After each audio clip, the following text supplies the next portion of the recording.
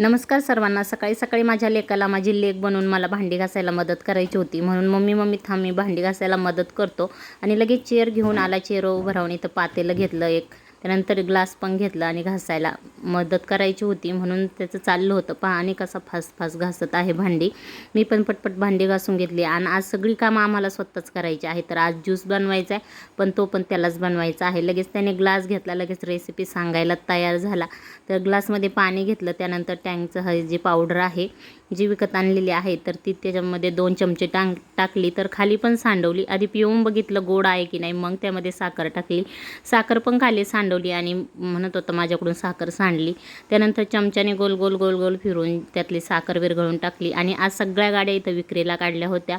संध्याकाळचं किती म्हटलं चहा नाही प्यायचं, तरी चहामध्ये काय जादू आहे माहीत नाही, मूड एकदम फ्रेश करतो, म्हणून आज थोडासा चहा घेतला। व्हिडिओ आवडला तर लाईक शेअर आणि आपल्या चॅनल सबस्क्राईब करा।